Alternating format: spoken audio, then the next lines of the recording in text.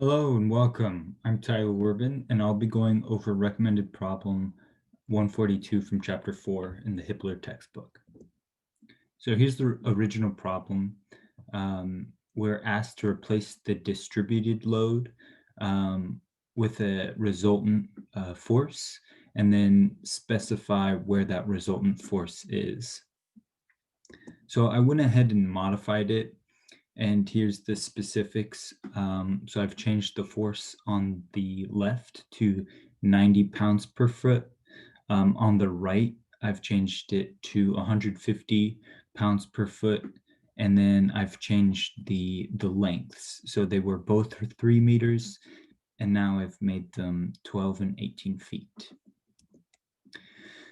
So some assumptions.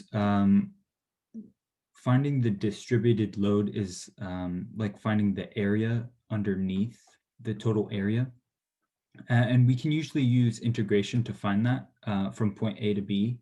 But because this problem is geometric shapes, we can just use our formulas provided to us, which are here, the right triangle and the rectangle.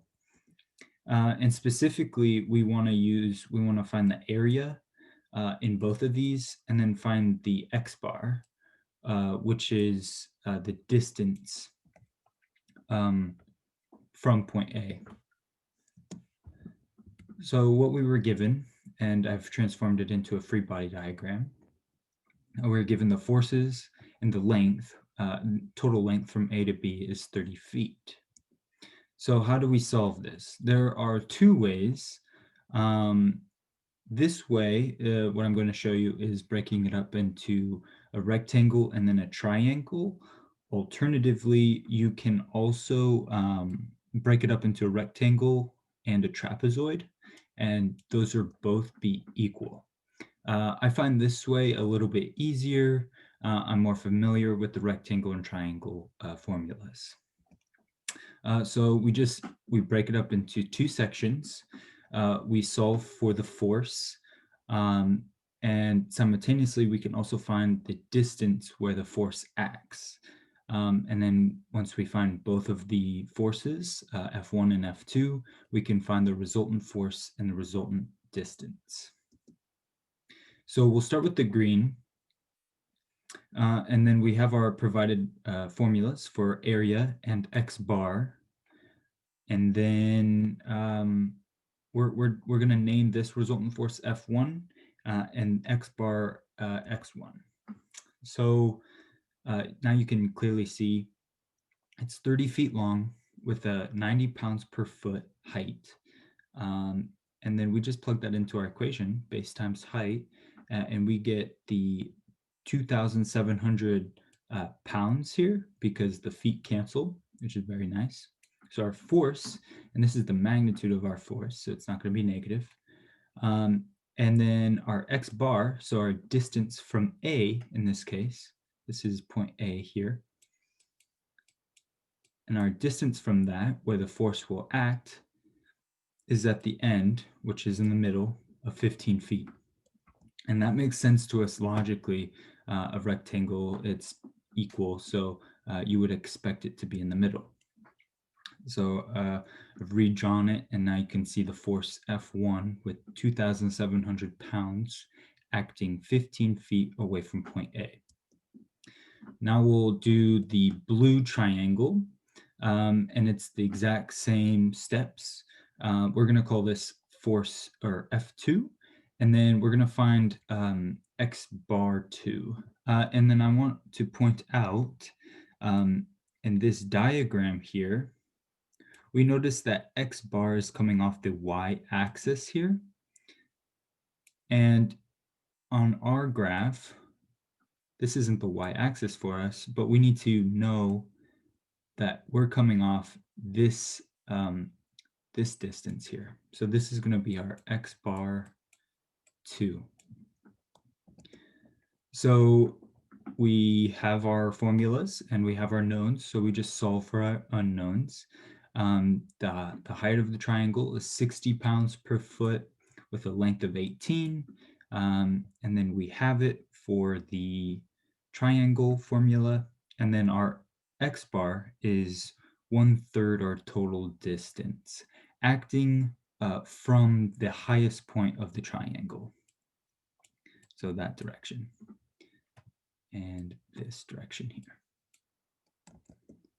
Okay, and here I've drawn it on the graph. With the force, the magnitude of the force is 540 pounds, acting 6 feet from point B. And I made a note here, the distance is from point B, and this is going to come important when we talk about our next step, combining these forces and calculating the distance. So the forces are pretty easy. You don't really need to worry about those. Those are both acting in the same direction. Where the X bar, they're acting from different points. And we can, arbitrarily say which point. I don't think the problem asks for it, but we're going to solve it from point A. So we have the force 1 is acting 15 feet from point A. Now the other one, basic algebra, so it's the total length, which is 30 feet, subtracted by our 6 feet. So now we have from point A, force 2x, 24 feet away.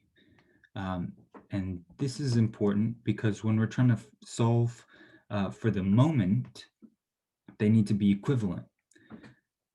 So to find the resultant force, Fr here in red, we just sum the forces, and that's it.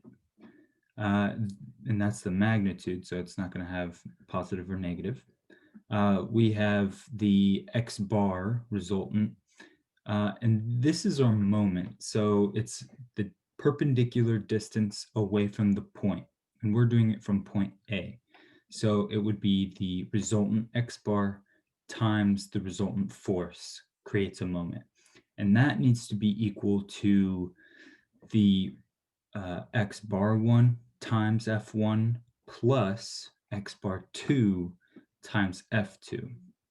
So this is where the point comes in handy, or is important.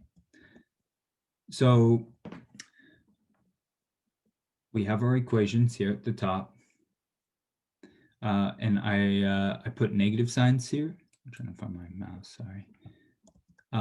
So we have our negative signs here for the moment, and that's because our positive direction is going counterclockwise. And we can see from the illustration here, they're clearly creating a moment that's going clockwise. So we know that's going to be negative, and we want to indicate that there. So then we have our knowns here in this corner, and we just plug them into our equation. So our FR added together and then solved in scientific notation, we have 3.24 kips. Our X bar resultant times its negative force is equal to the distance away from point A, F1, so here, right here. And then we add that to our other moment of force 2, so right here. And then we get some big numbers. They're all negative. The negatives all cancel. The pounds cancel, and we're left with a distance of 16 feet. Okay, and then we'll look at the illustration here. So F1 plus F2 gives us FR, and then we notice that it's 16.5 feet away from point A. And this is equivalent to our original problem. So the distributed force from point A to B is equivalent to this resultant force acting 16.5 feet away from point A. So that's that problem. Thank you for watching, and I'll see you in the next one.